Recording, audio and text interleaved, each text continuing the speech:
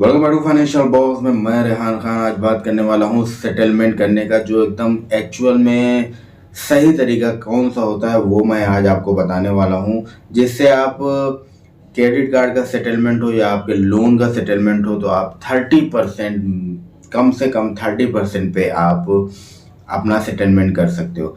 Settlement आप कितने का भी करो, आप 30% पे करो या 90%, 80% पे करो, मतलब वही होता है आपका, क्योंकि आपका जो अकाउंट होता है सिविल में आपका सेटल ही लिख कर आएगा, क्लोज नहीं लिख कर आएगा। तो वन टाइम सेटलमेंट करने के लिए आपको मैं बताता हूँ कि आपको क्या करना चाहिए कि आपका कम से कम में आपका सेटलमेंट हो जाए।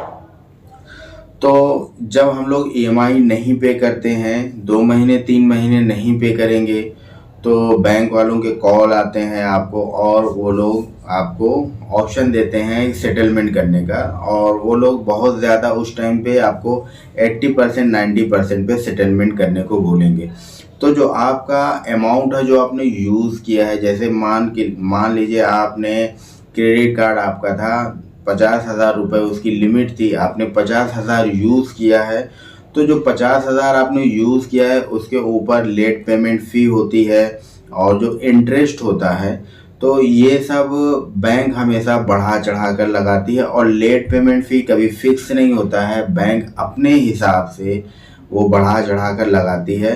तो जो कि आपको 3-4 महीने में 50,000 का 70-80 हज़ार रुपये वो लोग पहुंचा देते हैं, कि जिससे इंसान डर के जल्दी से जल्दी सेटलमेंट कर ले या पेमेंट पूरा कर दे। तो जब भी सेटलमेंट की बात होती है तो सेटलमेंट जो आपका एक्चुअल अमाउंट होता है, प्रिंसिपल अमाउंट जिसे बोलते हैं, जैसे आपका 50,000 रुपये क्रेडिट कार्ड की लिमिट थी, आपने 50,000 रुपये यूज़ किया, तो ये आपका प्रिंसिपल अमाउंट है। और उसके ऊपर जो लेट पेमेंट फ़ी होती है या जो इंटरेस्ट चार्ज होता है वो सेटलमेंट में कभी भी नहीं जोड़ा जाता है। तो प्रिंसिपल अमाउंट पे आपको बैंक हमेशा 80% 90% कोशिश करती है कि वो आपसे ले ले। तो आप अगर उसको 30% चाहते हो कि मेरा सेटलमेंट 30% में हो जाए, 30% ही देना पड़े, यानी अगर 50,000 रुपये मैंने खर्च किए हैं तो अगर मैं सेटलमेंट कर रहा हूँ तो 15,000, 18,000 या 20,000 में हमारा सेटलमेंट हो जाए। तो सेटलमेंट करने से सिर्फ एक ही फ़ायदा होता है, और नुकसान तो बहुत सारे हैं, सिर्फ इतना ही होता है कि जो आपको कॉल आती है बैंक से या रिकवरी एजेंट जो आपके घर पे आके आपको परेशान करते हैं, सिर्फ आप उनसे बच सकते हैं। सेटलमेंट करने के बाद आपका सिविल स्कोर डाउन तो होता ही है, और सिविल स्कोर ठीक करने के लिए मैं आपको बता दूं, अगर आपको किसी अदर बैंक का क्रेडिट कार्ड आपके पास है तो आप उसे यूज़ करें और टाइम टू टाइम पेमेंट करें। और अगर किसी भी बैंक का क्रेडिट कार्ड नहीं है तो कोशिश करें कि कहीं से भी छोटा मोटा जो लोन होता है, ऑनलाइन अभी बहुत सारे लोन मिलते हैं जो सिविल कम भी रहता है तो देते हैं, तो वहाँ से आप लोन लेकर उसका पेमेंट टाइम टू टाइम करें तो आपका सिविल स्कोर धीरे धीरे बढ़ जाता है। और जो सेटल अमाउंट है वो 7 साल मिनिमम होता है, 7 साल तक आपके अकाउंट में वो शो होगा। तो अब बात करते हैं कि आप 30% में सेटलमेंट कैसे कर सकते हैं। तो 30% सेटलमेंट करने के लिए आपको सबसे जो इम्पोर्टेंट चीज़ है वो होती है कि आप जितना लेट सेटलमेट करेंगे, मतलब कि आपका जो ईएमआई होता है वो जितना लंबा आप गैप करेंगे, आप भरेंगे नहीं, तो उतने कम में आपका सेटलमेंट होगा। देखिए मैं आपको बताता हूँ, जब आप 2 महीने 3 महीने ईएमआई पेमेंट नहीं करते हो तो बैंक वाले आपको बहुत सारे कॉल करते हैं, और जब उन्हें लगता है कि आप पेमेंट नहीं करना चाहते हो तब वो जो थर्ड पार्टी होता है, थर्ड पार्टी के जो लोग होते हैं जिन्हें रिकवरी एजेंट बोलते हैं, तो आपकी फ़ाइल उनको ट्रांसफ़र कर दी जाती है। तो जब वो लोग रिकवर करके लाते हैं तो उसमें से कम मान के चलना 50% उनका कमीशन होता है। अगर 50,000 रुपये आपसे उन्होंने रिकवरी एजेंट वालों ने वसूल के लेकर आए तो 25,000 बैंक का होगा, 25,000 रिकवरी एजेंट का हो जाता है। तो इसलिए मैं हमेशा कहता हूँ कि रिकवरी एजेंट के ज़रिए से आप कभी भी किसी भी चीज़ का सेटलमेंट ना करें। आप सेटलमेंट करना हो तो डायरेक्ट बैंक से कांटेक्ट करें, जहाँ से आपका लोन या क्रेडिट कार्ड इशू हुआ है वहाँ से आप कांटेक्ट कर सकते हैं। तो जितना ज़्यादा आप इग्नोर करेंगे बैंक के कॉल को, और जो रिकवरी एजेंट आते हैं, जितना ज़्यादा आप उनको टाल सकते हैं, जितना लेट होगा उतना ही आपको कम पैसा भरना पड़ेगा। तो मैं आपको बताता हूँ एग्ज़ाम्पल देकर। जैसे मान लीजिए मैंने क्रेडिट कार्ड लिया, मैंने 50,000 रुपये पूरे यूज़ कर लिए। अभी मेरे पास बैंक से कॉल आते हैं, डेली कॉल आते हैं। मैं उन्हें बोलता हूँ अभी पेमेंट नहीं कर पाऊँगा, 2-3 महीने लगेगा, ऐसे ऐसे करके मैं टाइम लेता हूँ।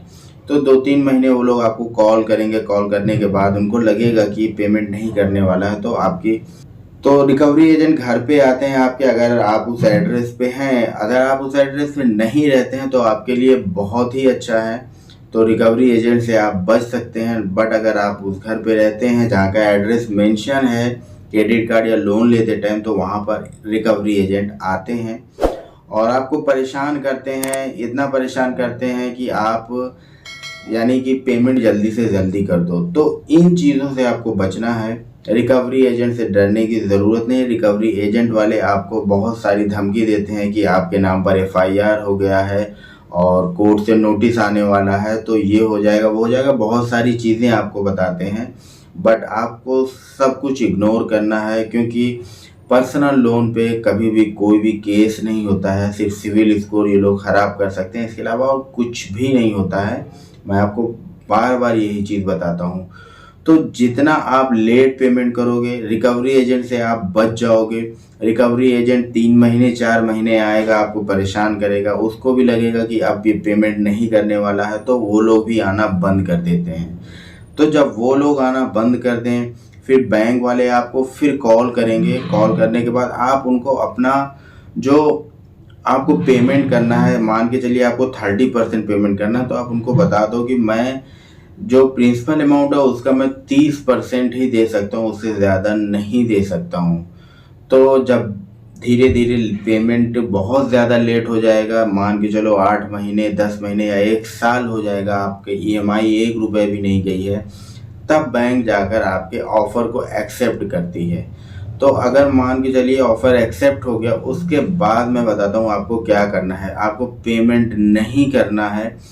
सबसे पहले आप जिस भी बैंक या एनबीएफसी से आपका जो भी लोन है या क्रेडिट कार्ड का पेमेंट बाकी है, आप उनसे कांटेक्ट करिए और उनको बोलिए कि मुझे अपने लेटर पैड पे लिख कर पहले दीजिए कि मैं जो भी आपका प्रिंसिपल अमाउंट है, मान के चलिए कि 50,000 मेरा प्रिंसिपल अमाउंट है, तो उसका मैं 30% फुल एंड फाइनल सेटलमेंट कर रहा हूँ। इसके बाद मुझे 1 रुपये देने की ज़रूरत नहीं है। ये चीज़ लिखकर आप अपने लेटर पैड पे मुझे दे दीजिए।